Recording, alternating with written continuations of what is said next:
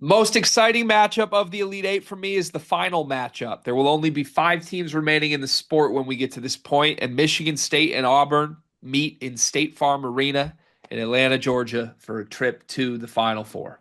I'm one of the teams there. Yes. Yay, life. Yeah. Oh, I'm sorry. Is that is Yeah. that is that Chad? What is his name? Chad Chad Baker-Mazara? Baker-Mazara. Chad Yeah. Baker-Mazara. Yep. He's an unbearable bear. Did you steal that from your daughter? I honestly, I'll be completely transparent with you. I have no idea where this came from. I literally came down to record with you last night and it was sitting on my desk. I don't know if my wife like dropped off a stuffed bear or what. Power move by her as a Michigan State alum, by the way. If she gave me like an emotional support bear before Michigan played Auburn. That's kind of weird. My wife also left me a note last night when I came down to record. Were they in on it together or Hey, something? might, dude, he likes his tummy rubbed. Oh, that's crazy. I'm just saying. You got Chad Baker-Mazara with it tooted up. That's wild. Oh, that's Okay. All right. Should we preview this game? yeah. I think we can. What's the broad, high level, one sentence overview of what to expect from this game? Bloodshed. Bloodshed. I think no. There's a lot of interesting matchups in this game. I think that, I would give the edge to Auburn having the talent advantage. But we have seen Michigan State win a lot of games where other teams had the talent advantage. But this is kind of a different level. Like this is going to be the best post player that Michigan State will play all year. Um, they're going to be playing one of the more exciting guards in the country that they've seen all year into Todd Pettiford, and just like a bunch of really old, guys that can shoot players, and guys like Miles Kelly and Denver Jones, and one of the biggest psychos in the sport. I mean, Michigan State has never been out psychoed. They could possibly be out psychoed in this game by Chad Baker-Mazara and just Auburn as a whole. They got some shit to them about their team, and I just want to make something very clear. Auburn might have had like a quote unquote rocky end to the season, but you want to know why it was rocky? It was rocky because for the whole year they're the best team in the sport. It was on a day-to-day basis, you ask somebody who's the best team, Auburn or Duke. And some folks would say Auburn, some teams would say Duke. But Auburn was always in the discussion.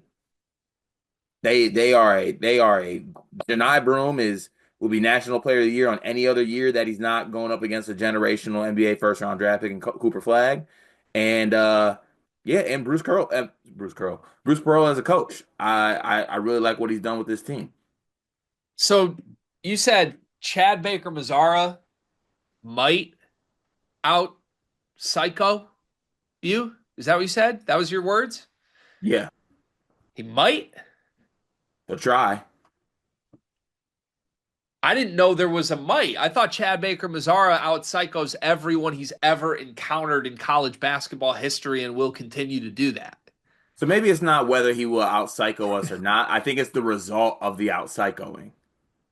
Talk me through that. Because I do think, as crazy as it is, I think the mental, emotional warfare in this game is where to start from a preview perspective. Well, okay, so I will. This is my best way to make this analogy, right?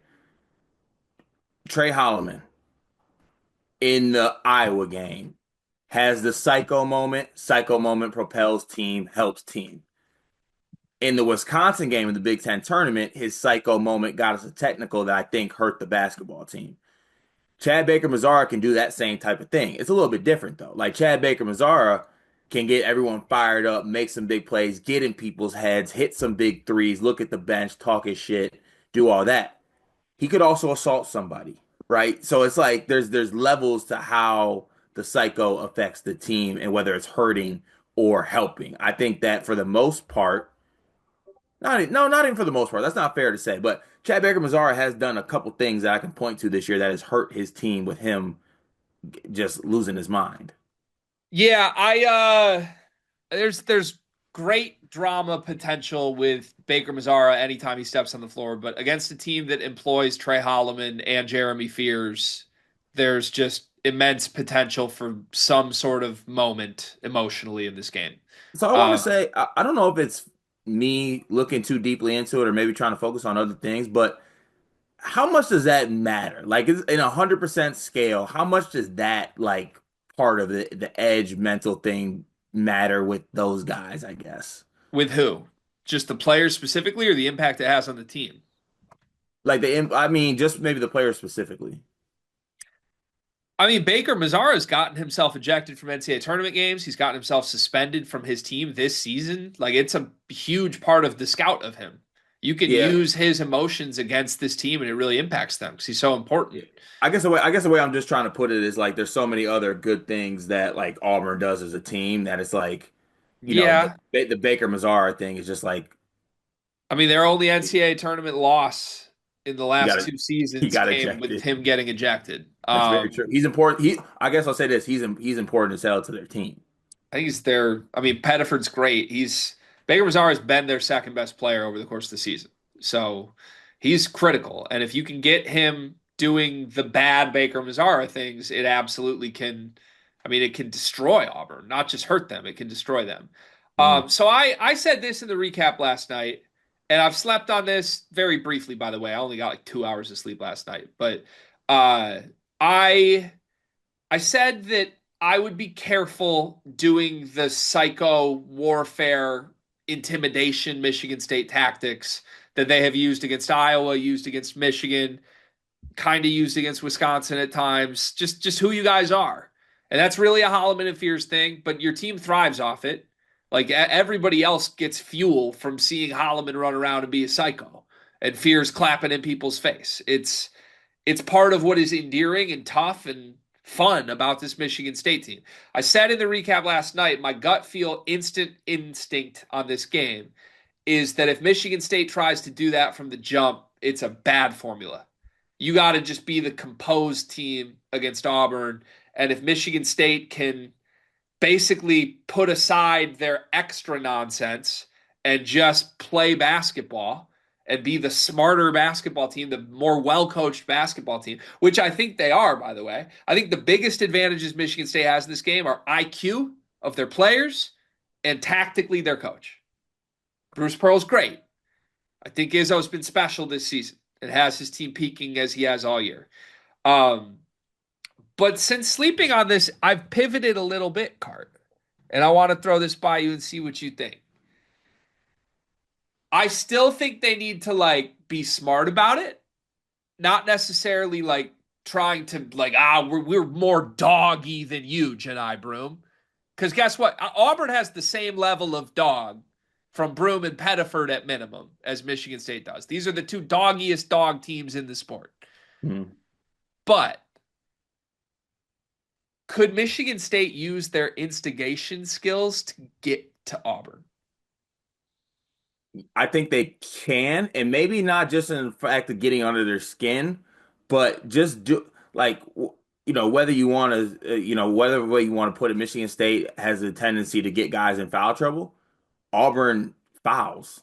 A ton. They have games where they foul a ton, and the one game I can't get out of my head is that you remember when they were in foul trouble. It was either against Florida or Texas A&M, and the shoulders dropped, heads were dropping, body language was just terrible because they couldn't stop fouling. They were upset. They were like throwing their arms in the air as they were hacking people because they play an aggressive style. They're a very aggressive team, and it leads to a lot of fouls. So, it is something that I think Michigan State could, it's not even poking the bear. It's that you do got to try to get under their skin a little bit, and you do got to match their energy.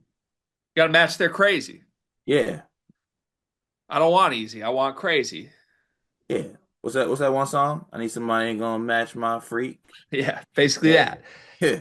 But I do think so. Again, last night my gut feel was like Michigan State just needs to stay out of those moments. Just put your head down and hoop. Since last night, the more I'm thinking about it, I don't think that's the case.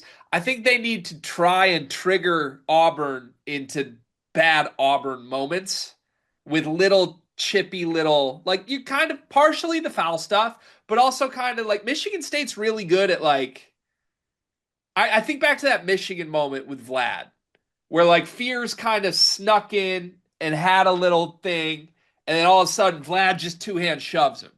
Like Todd Pettiford's going towards where the coaching box is to call a timeout, and instead of going to the bet, you know what I'm saying? You run by him a little bit, maybe a little you know what I'm saying? Make him feel you. Yeah, like there is a world here where Auburn is the bully in this game, and Michigan State is like the instigator bully friend that tattles on the bully without the bully realizing. Mm, You know what I mean? yeah, no, that Like makes sense. that I think that's a role this team can play. But if they try to just show up and like fist fight Auburn, I'm worried where that goes. If they try They're, and show up and like they're trigger gonna them a though. little bit, it could They work. they are going to though. You think so? Yeah, this team doesn't. They don't know anything else. I disagree with that You don't because think they're going? I think they've played the role I'm asking them to play in other games, and they are very Which emotionally aware of when to pick that you spot. might be right. Which game specifically? You know off the top of your head. Um, I don't want to say Michigan as an example because like you could just outdog Michigan, but like Hmm. those moments I'm talking about are the moments. Like when that game's still up in the air, not over yet. I feel like they've been choosy on when to be smart about it. Yeah, I think that's fair to say. But yeah, it harkens back to this. At the beginning of this tournament, when we both had Auburn and Michigan State meeting at this point in the tournament, credit to us, by the way, you flipped me. Remember, I said this is the matchup I want to see. Auburn's going to win the game. But you flipped me on the premise of like, if we get to that point, Michigan State's an underdog. And when Michigan State's an underdog, emotionally, mentally, they thrive. Yeah. That's what I think is going to be this. Like you can't show up to this game and even if you're confident, I don't think you can approach it from like we're going to kill y'all, we're better than y'all. Even if you believe that, you got to play like you're the team that's trying to David the Goliath. And They gotta play like y'all got us effed up. Y'all really think you're that's crazy. Y'all disrespecting us. and I think that's how they will approach it, right? I And think. that's good. That's very good for Michigan Very State. good. Okay, into actual basketball things. I think we spent the appropriate 15 minutes on just emotions because I think that's what this game will It's a be. big emotional game, man. It's going to be crazy. Um, Basketball wise, what are you most concerned about with Auburn against your team? Janai Michael Broom. The very injured man. I hear I he's not even close to 100%. thought we moved past that. But no, Janai Broom, especially how Michigan State's front court has been playing as of late. Like, Zapala is not really getting in. I think Carson Cooper has been solid defensively and had some moments here or there. Jackson Kohler has like 8 points in his last 3 games combined. So you're going up against a guy who, if you do force him to miss, he Angel Reese's it, he gets it back, and he finishes. And if he misses again, he's gonna get it back again, and he's gonna finish. So, um, I do think that there is a way to. I think sometimes though, Janai Broom can do the little floaty floaty thing and maybe settle for shots sometimes, but he's a very very tough player to stop when he's got his back to the basket. He's got good position. So Broom's the best front court player in the country. Even if he's at 60%, he's Yeah. still the best front court player in the country. Mhm. If here's the thing that is tough, and I know this from just watching my team deal with it. Broom's their second biggest guy. They don't play Broom at the five all game. They play him at the five less than half the game normally. Right. So not only do you have to deal with Broom, but Dylan Cardwell is just a monster on the boards next to him that's equally as physical as Broom, and those two have great chemistry. So when I think to like, what is Michigan State going to do to match up with this? I mean, we just watched a game where Michigan State felt they had to go small to combat what Ole Miss's athletes posed. Mhm. Auburn, tell me if you agree. I think Auburn has the athleticism of Ole Miss, if not better athleticism, but also the size that demands you can't go small. If you go small against Auburn, I don't know how you survive. Like we talked about the scout on Broom being the only games he struggled this year are when you single cover him with a 7-footer. So for Michigan State, what does that look like? Because your options are basically Zapala, who was benched and didn't play last game, Cooper, who is your best defensive big and is probably the answer here as we talk through it, Or go small again with Kohler and Carr front courts and come up with different defensive schemes to try and get to these guys. Yeah, I mean, I think the first option, the first swing is you see what I think you pointed it out. I think he struggled with bigs that are can match his length, and we have one big that can do that I would actually trust. You can't put Zapala on him. I think he would. You can't do it. I'm sorry, it can't happen. You He's too need to let quick, I Cooper. think. I think he'd just like hook around him and get to angles, you know? Yeah, like Yeah. it just it wouldn't work. His feet are way too slow. Janai Broom's feet are extremely quick, even with the bum ankle. So, um, I think you got to give Coop a shot at him one on one. But here's the thing for me, um, and I think Izzo's actually done a good job of it this year. He has shown the ability to pivot from his original plan if he needs to. Uh-huh. Like he let TKR go one on one, saw he was getting murdered, and I think this is a direct correlation of what happened in the Indiana game. He's like, all right, I'm not letting that happen anymore. We prepped the shit out of this game. My staff, we know some other options here. Let's try option B and see what we can do there. And dig down on Janai Broom because Janai Broom can turn the ball over. By sometimes trying to do too much or just sometimes just he's got just trying to make moves, right? He has the propensity to turn the ball over a little bit. So I think it's going to be Carson Cooper getting his shot one on one, taking the moments that you can to be solid on defense for the guards with digging down. Now, obviously, you can't fully double. Auburn's got too many shooters for that. They'll kick out and you got 40% 3-point shooters. But I think you need to be cognizant about digging down and just making Janai Broom think that he can't just go one on one. At least think that somebody might come down and stick a hand in there. And then if that goes to shit, then we got to pivot and try something else. Yeah, I think it's going to be a huge Cooper game. I think it just necessitates almost 30 minutes of Cooper. Do you Can't think they're going foul. to go That's who we cannot foul. do you think Cannot they're foul. going to go back to Zapala in the starting lineup? Cuz this would be like a traditional big game if you have played him as your starting center all year. I don't know why you wouldn't, you know? He is. Whether I think he is. Yeah. It'll And be Janai, interesting to and, see. and Janai Broom will have 10. Yeah. To your point on fouls, I'm really not all that worried about it. I mean, I know his minutes totals are low, but Cooper just hasn't had 4 fouls in a game since February 15th. Mhm.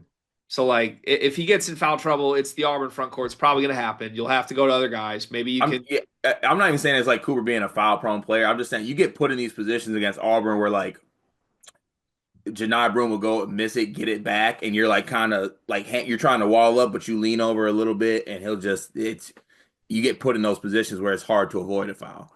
Do you need Jackson Kohler to contribute in this game? Because I think this is the type of team historically he has struggled with.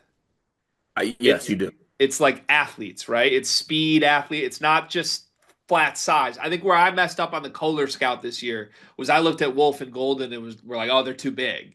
I don't Mm. think Kohler struggles with big. I think Kohler struggles with Athlete, athletes, and athletes, that's and the Auburn front court. athletes, and seeing double teams. But I think he needs to. I think we need something from him. Obviously, we need the rebounds. He hasn't been able to provide that.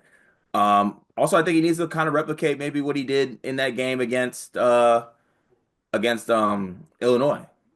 Like be a threat from outside. Bring those guys out a little bit to help yourself out because I mean he's really struggled seeing the double team these past couple games. But why do I think that Auburn might guard him one on one? Yeah, they should. I think. Yeah, they should. And if they do, I'm not saying he's got to win that matchup, but he needs to make them respect it.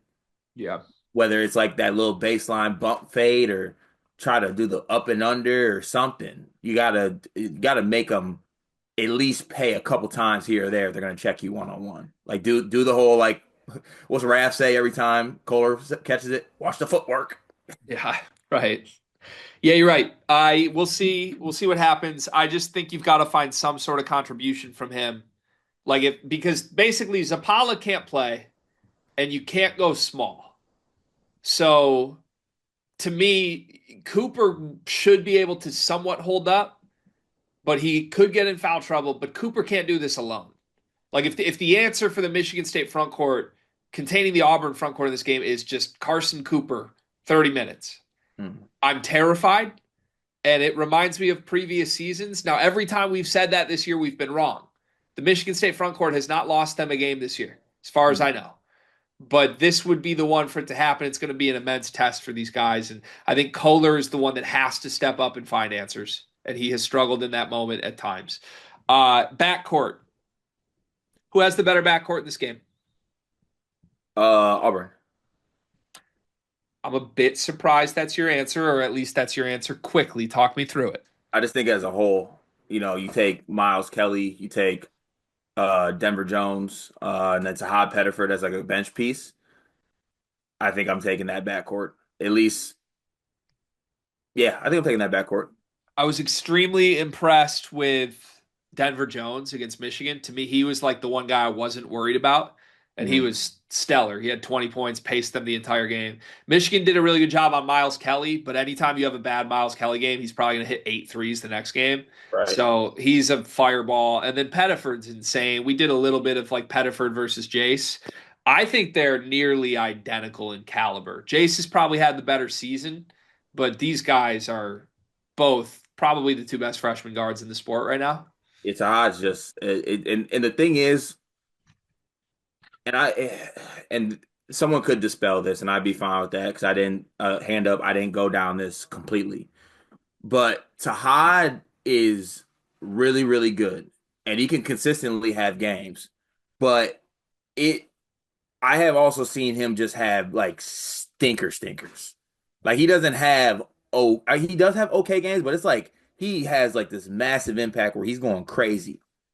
And then like in the SEC semifinals, he had zero in 18 minutes.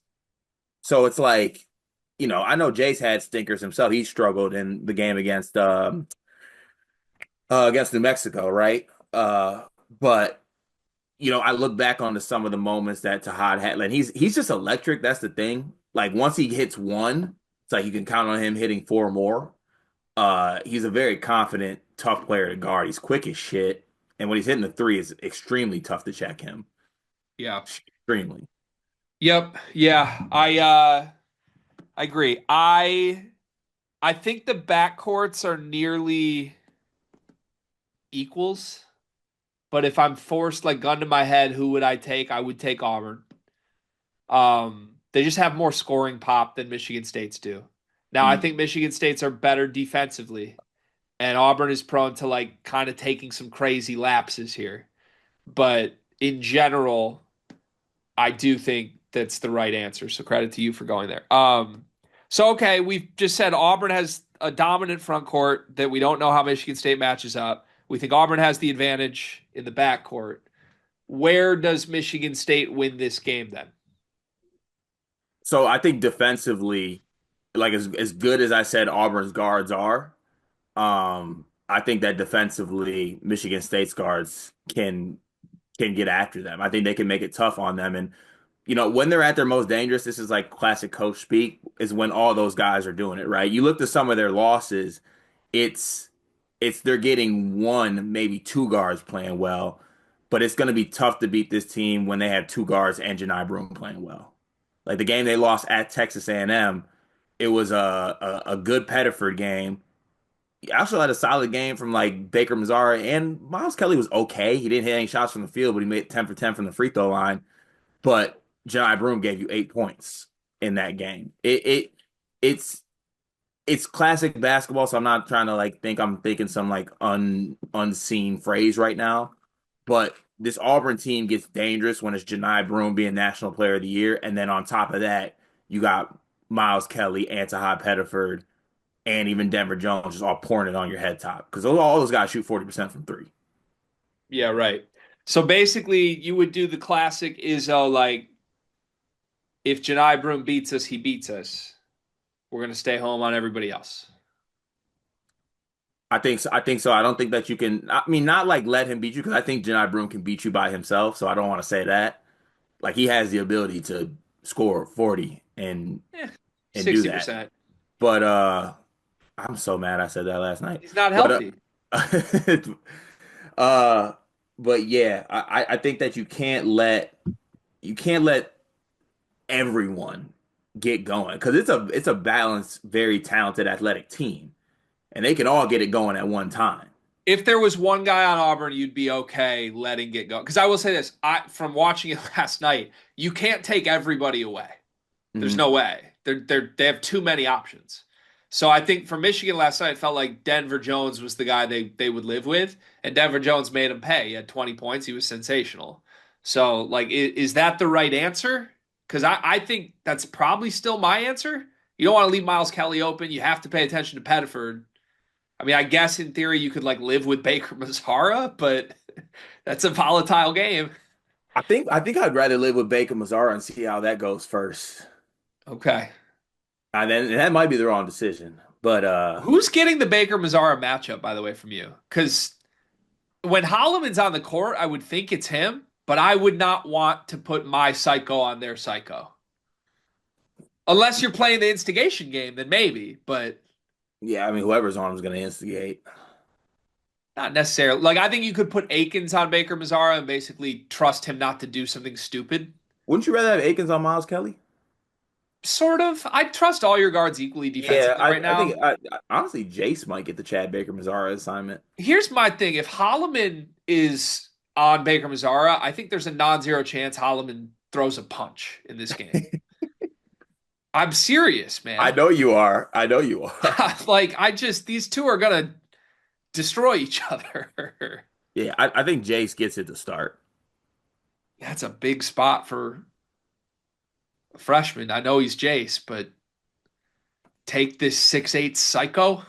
I Like, mean, but who out of the starting lineup, who else would get it though? Akins? I would just do Akins. Do Akins? I just trust Akins the most to not do anything insane. That's true. Akins is the most level-headed. Just be poised. Yeah. Akins will do Okay. that. I Not like not that that. Jace isn't, but like I would want Jace to not have to worry about that. Yeah, I like that. Yeah, okay. And the selfish side of me wants to see Jason Pettiford too. Okay, what else on this? Anything else? Pace wise, what do you think happens here? Because both these teams are kind of middle of the pack in pace, but they both feel very hectic. Like Auburn will run like crazy when opportunities present themselves. Obviously, Michigan State's at their best in transition. So, do you want, as a Michigan State fan, do you want to run with Auburn? Is that the goal? So the reason I want to run is to not let them set up their half court defense and get in place, right? Like get something before Janai Broom gets back. Get something before guys get back and get set. And I forgot what game it was, but and I'm gonna overblow this just because I'm trying to find any angle I could find. And every basketball team does this, but there was a game earlier this year, and it might have been the Florida game at Auburn, where Florida was getting out in transition, and Auburn players were at each other's heads. Like they were pointing each way. They didn't really know who to. They were kind of just not on the same page, and things spiraled from that point. So I think that you want to be able to score before the defense sets themselves. Because like Janai Broom's also a rim protector, but also at the same time, Michigan State tries to do the wear you down thing with teams. Auburn's Auburn's deep too, right? So you're not gonna just wear that team down. They play a good amount of guys, and they have guys off the bench. They bring Tahad Pettiford off the bench, right? Chaney Johnson comes off the bench. He plays a lot. He's a guy who can contribute. So they're not just this non-deep team either. Yeah, right. Okay. Yeah, I think you made the right point. You have to run if you're Michigan State because if you get into half court defense, they're too big, too athletic. It's scary. I don't know. Other than Jace, I'm not sure how Michigan State scores in this game in the half court. So I think this is what Michigan tried to do, by the way, and it worked for 30 minutes. Like Dusty basically came into this game and said, let's make it as frantic as possible, play chaos basketball up and down, and in the end, hope that our team is smarter than Auburn. Mm. And I think it worked for 30 minutes. To be honest, Michigan had a bunch of chances like 4-on-2, 3-on-1 that they just kind of botched that could have extended the lead even further. And if you let Auburn hang around, you blow those opportunities, they take advantage. But I do think that might be the recipe. I don't think Michigan State wins this game if they slow it down, limit possessions, keep it half court. I think they could win this game being smarter than Auburn, take advantage of Auburn taking stupid shots, making stupid plays. I'm glad you got to that point. That's a big factor. That's a massive factor. We saw in that Arkansas Texas Tech game, Arkansas started doing stupid things, and Texas Tech just hung around and took advantage of the stupid things. Auburn is great. What do they have inside their head, G? Voices. They have voices that could Plural. voices that at any time could tell them to shoot from half court and or punch somebody. Like that could very much so happen. So it is going to be capitalizing on those. You're gonna have to. It's got to be a team that values possessions. I think Michigan State needs to like win the turnover battle in this game, which honestly is not likely given the profile because Auburn offense never turns it over normally, and Michigan State's defense doesn't turn it over. Right. But I think that's got to be an area like just hopefully baker-mazara and the guards do some weird shit. Michigan State's locked in, take advantage, get runouts, find Cohen Carr on the break. If you do that, I think you can win this game. Ultimately, I trust Izzo to have this team at their best. I think we will get Michigan State's best punch. The question is just, is Michigan State's best punch good enough to beat Auburn, yes or no? With that, let's get to predictions. Ken Palm has Auburn favored by 5. This will be a home game in Atlanta. It felt like a home game against Michigan. It will certainly feel like a home game against Michigan State as well. What do you got? I think a lot of Michigan State's season has been about beating teams when people think they're going to slip up, right? It was the schedule. It was the most talented Illinois team of all time. Like, okay, this is great, but they're, Purdue's still the best team in the conference. A lot of challenges have been overcome unless Mike Woodson is there or unless it's a West Coast trip. Mike Woodson will not be there. This is not a West Coast trip. I think that Michigan State is going to be able to take advantage of the moments where Auburn is going to lapse mentally, and I think they will lapse mentally. And I think there's a lot of pressure on Auburn too in this game, and there will be less on Michigan State, in my opinion. And I think they're like you mentioned the underdog factor. I think that will be part of it, as either whether it's true or not. So, look, I think they got this far. I think they got who they want right now. And I think they're going to take advantage of the moment, and this is going to be the final step to the die trying. He said he would die trying, getting back to a Final Four, and it's him and Bruce Pearl that stands in between that. So I'm going to take Michigan State to win this game. I don't even know if it'll be pretty necessarily, but I'll take Michigan State 75, Auburn 71. It's the ultimate something's got to give game. And I feel trapped because I'm getting deja vu. You remember how last year went when we got to like the Sweet 16 Elite 8 portion of our previews and recaps? We kept picking the Big Ten teams that we loved watching, who dominated the league to be up for the challenge. Mm, We picked Illinois to beat UConn right. when UConn was like very clearly this dominant team all season. Mm, Hearing you go through that, and I compared this in the recap, but hearing you go through it and be like, every time we've gotten to the point where, it's something we can't do, Illinois, we beat it. This ain't Illinois. mm, This is just a different test than anything the Big Ten had to offer. It just is. This is the team that won the Maui Invitational. This is the team that beat Memphis, that beat Michigan State by 8, by double digits.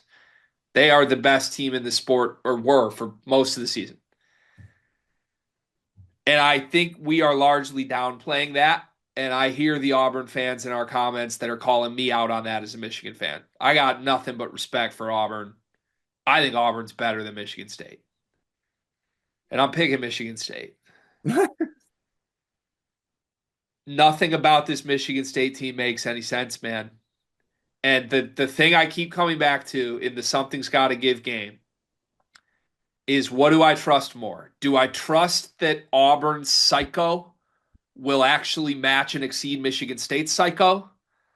Or do I trust that Michigan State's poise and IQ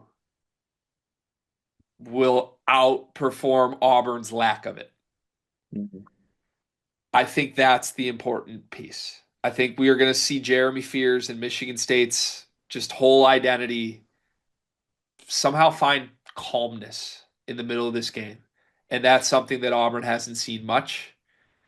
And it's got to be an opportunistic performance. because if you don't capitalize on Auburn's errors, they will beat you. But I trust that Michigan State will find a way to do so. I'm taking the Spartans. My Spartans save the NCAA tournament, but I don't feel nearly as good as you do, I don't think. Uh, I, I'm I'm putting on a pretty good facade. I want to let it be known that Auburn's nasty. I'll say this: if Michigan State plays the way they did the first three games, no shot. Yeah, to that point, just quickly on Torvik, since the start of the NCAA tournament, small sample size, Michigan State, the 24th best team in the country, second worst team in the field, outside the top 30 in offense and defense. Hasn't been Michigan State's best ball, even though they're finding a way to win these games. Saving it. I hope so. It could happen. Auburn, same thing though, 14th in the country. So I don't know. All right, shit. I'm scared. I'm really, really scared. Good I'm luck very to you, scared. Cart. It is March, and that means that March Madness is upon us. And if you are looking for a place to play, Underdog Fantasy has you covered. Sign up and deposit using code SLEEPERS, that's code SLEEPERS, to receive up to $1,000 in bonus credit plus a free pick. Head over to Underdog Fantasy today and use promo code SLEEPERS to take advantage of this amazing offer.